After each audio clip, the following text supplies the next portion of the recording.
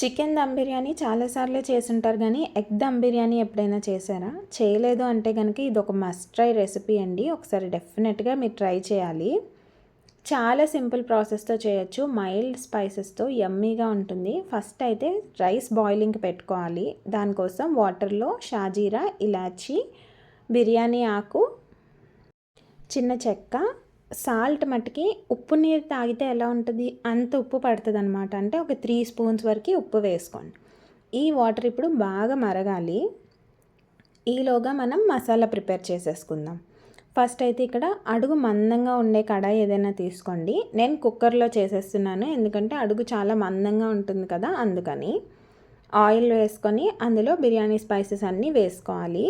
మీకు ఇష్టం ఉంటే గీతో చేసుకోండి, ఇంకా కమ్మదనం వస్తుంది. అంటే స్పైసీనెస్ కొంచెం తగ్గుతుందనమాట. పిల్లలు తినడానికి చాలా ఇష్టంగా తినేస్తారు.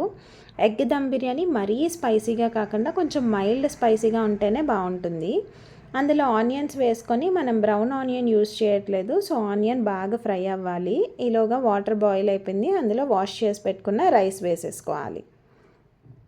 ఆనియన్స్ ఫ్రై అయ్యేలోపు ఇక్కడ ఇంకొక బౌల్లో కర్డ్ తీసుకొని అందులో ఉప్పు, కారం, గరం మసాలా, ధనియాల పొడి, చాట్ మసాలా, ఇంకా బిర్యానీ మసాలా వేసేసుకొని బాగా బీట్ చేసేసుకోవాలి. మసాలా అంతా ఇలా పెరుగులో బాగా కలిసిపోవాలి. ఈలోగా మన ఆనియన్స్ ఇక్కడ చక్కగా ఫ్రై అయిపోయాయి. నేను పైన ఇంకా స్పెషల్గా డెకరేషన్కి బ్రౌన్ ఆనియన్స్ అలాంటివి ఏం వేయట్లేదు. సో ఆనియన్స్ ఇలా ఖచ్చితంగా బ్రౌన్ అయ్యేంత వరకు ఫ్రై చేసుకోండి. అందులోనే ఉడికించుకొని ఘాట్లు పెట్టుకున్న ఎగ్స్ వేసేసి, ఎగ్స్ లైట్గా కలర్ చేంజ్ అవ్వాలి. అలా ఫ్రై చేసుకున్న తర్వాత మనం కలిపి పెట్టుకున్న పెరుగు మిక్చర్ ఏదైతే ఉందో అది వేసేసుకొని ఇలా ఆయిల్ సెపరేట్ అయ్యేంత వరకు ఉడికించుకోవాలి ఆ పెరుగుని. ఇందులోనే కొత్తిమీర, పుదీనా కూడా వేసేసుకొని ఇంకొక 5 మినిట్స్ ఉడికించుకోవాలి. ఈలోగా మన రైస్ ఇక్కడ ఆల్మోస్ట్ కుక్ అయిపోయి ఉంటుంది. అంటే 80 to 90% మధ్యలో కుక్ అయి ఉండాలి. చికెన్ బిర్యానీకి అయితే కనుక మనం 70 to 80% కుక్ చేసుకున్న రైస్ వేసినా కానీ అది కుక్ అయిపోతుంది. మనకి ఇక్కడ ఎగ్ దమ్ బిర్యానీకి వాటర్ క్వాంటిటీ ఎక్కువ రాదు కాబట్టి, గ్రేవీ క్వాంటిటీ ఎక్కువ ఉండదు కాబట్టి రైస్ 80 to 90% కుక్ అయిపోయిన రైస్ మాత్రమే వేయాలి.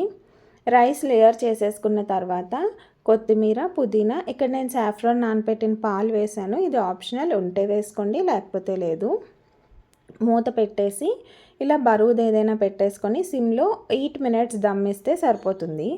రైస్ గట్టిగా ఉందేమో అనిపిస్తే కనుక రైస్ ఉడికించిన వాటర్ ఏదైతే ఉందో అది కొద్దిగా వేసుకోవచ్చు పైనుంచి.